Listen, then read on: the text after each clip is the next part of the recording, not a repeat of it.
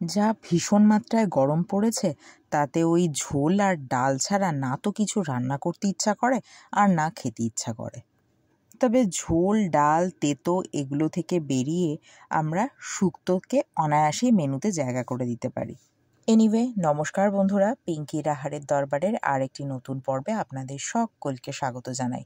দেরি না করে আজকে আমি কিভাবে শুক্তো করছি সেটা আপনাদের সাথে শেয়ার করি।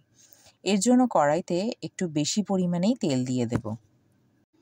তেলটা একটু গরম হয়ে গেলে প্রথমেই ভেজে নেব আমি 2 মুঠোর মতো, মানে আমার হাতের মুঠো অনুযায়ী 2 মুঠোর মতো বিউলির ডালের বড়ি। বড়ি লেখা দেখে আবার অনেকে হাসাহাসি করবেন না প্লিজ, তার কারণ বড়িকে যে ইংরেজিতে কি বলে সেটা হয়তো একটু সার্চ করলে পারতাম, কিন্তু আমার আর সেটা ইচ্ছে করলো না। যাই হোক, বড়িটা ভেজে নেওয়ার পর আমি এরম লম্বা লম্বা করে কেটে নেওয়া কিছুটা উচ্ছে ভেজে নেব। একটু বেশি পরিমাণেই ভেজে নেব, কেননা এই শুক্তোটা আমি একটু বেশি পরিমাণেই করব। আচ্ছা, সবসময় চেষ্টা করবেন যেহেতু শুক্তোয় সজনে ডাঁটা ব্যবহার করা হয়, আর ন্যাচারালি সজনে ডাঁটা একটু বড় বড় করেই, মানে এই 2-2.5 ইঞ্চি করে কাটা হয়, তো প্রত্যেকটা সবজি চেষ্টা করবেন ওরকম লম্বা লম্বা করেই কেটে নিতে। অনেকে হয়তো ভাবতে পারেন, তুমি আর কথা বলার কি বিষয় পাচ্ছ না, কিভাবে সবজি কাটবো সেটাও বলে দিচ্ছ।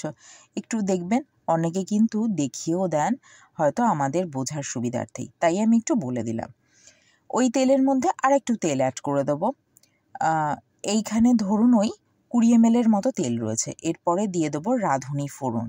আমি না হলেও 1 চামচের মতো রাঁধুনি ফোড়ন দিয়ে দিয়েছি, একটু বেশি করেই দেবেন।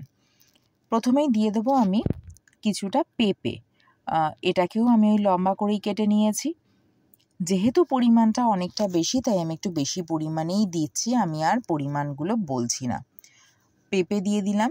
পেঁপেটা একটু ভেজে নিয়ে, বা চাইলে একসাথেও দিতে পারেন, রাঙা আলু আর এমনি আলু, এটাকেও একটু লম্বা করেই কেটে নিয়েছি, দিয়ে আমি দিয়ে দিয়েছি। এবার এটা একটু ভাজা হয়ে গেলে এখানে প্রায় 2 ইঞ্চির মতো আদা রয়েছে, যেটাকে আমি বেটে নিয়েছি, সেটা দিয়ে দিলাম। অনেকে হয়তো একটু থমকে যেতে পারেন যে পিঙ্কি, যারা অন্তত আমার রান্না একটু আধটু দেখেন তাদের উদ্দেশ্যে বলি, যে পিঙ্কি মাংসে এতটা আদা দেয় না, হঠাৎ করে শুক্তোতে এতটা আদা কেন? এক্ষেত্রে আমার ছোট্ট একটা কথা খুব মনে পড়ে। আমি তো কোনো রান্নাই আগে থেকে জানতাম না, সবই বিয়ের পরে শিখেছি, এবং বিয়ের পরেও বেশ কিছু পরে।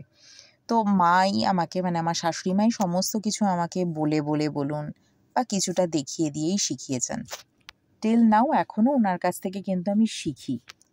তো যখন প্রথম শুক্তো রান্না করতাম, জিজ্ঞেস করতাম, মা কতগুলো লঙ্কা দেব? তো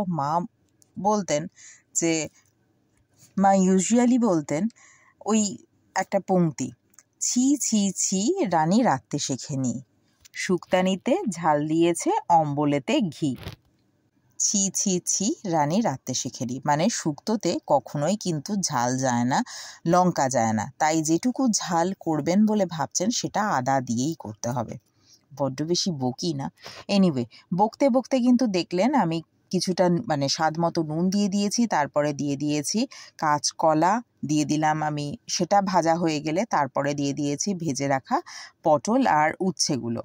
এরপরে দিয়ে দিলাম এই যে এর বিশেষ উপাদান বা প্রধান উপাদান বলতে পারেন, এখানে আমি না হলেও 2 চামচের মতো রাঁধুনিকে বেটে রেখেছিলাম, সেই রাঁধুনি বাটা।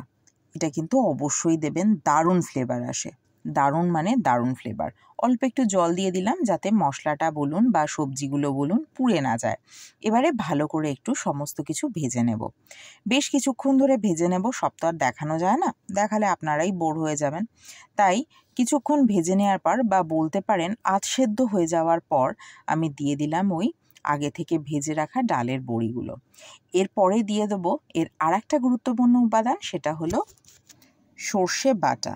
অনেকে হয়তো ভাবতে পারেন যে 2 রকমের সর্ষে মনে হলো, না, 2 রকমের সর্ষে না, কিছুটা সর্ষে ছিল ফ্রিজে, সেটার এক রকমের কালার হয়েছে, আর এক্ষুনি যেটা বেটে দিলাম সেটার এক রকমের কালার হয়েছে। মোটামুটি কালো সর্ষেই আমি বেটে দিয়েছি।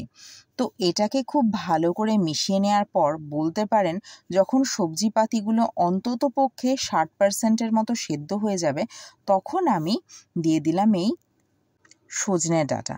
সজনে ডাঁটাটা একটু শেষের দিকেই দেবেন, নাহলে কিন্তু সমস্ত কিছু সেদ্ধ হতে হতে আর সজনে ডাঁটা অক্ষত অবস্থায় দেখবেন না, তাই এটা একটু শেষের দিকেই দেওয়ার চেষ্টা করবেন।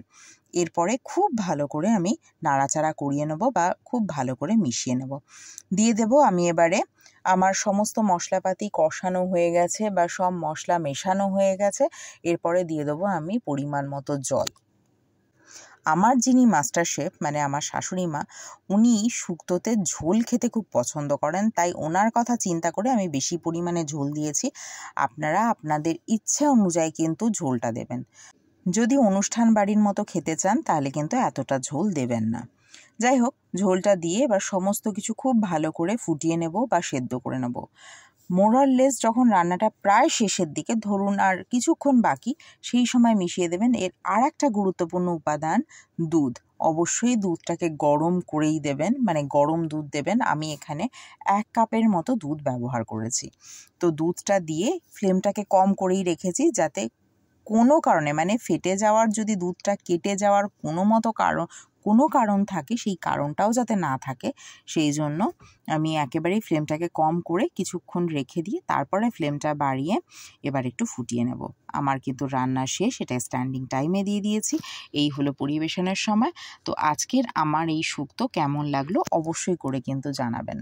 আর যদি ভালো লেগে থাকে তাহলে কিন্তু একটা লাইক করতে ভুলবেন না। আর প্লিজ আমার চ্যানেলটিকে সাবস্ক্রাইব করুন এবং পাশে থাকা বেল আইকনে ক্লিক করুন, যাতে নোটিফিকেশনটা সবার আগে আপনার কাছে পৌঁছায়। তাহলে আজকের মতো আসি, অন্য কোনো দিন অন্য কোনো রান্নাকে সঙ্গে নিয়ে আবার হাজির হব।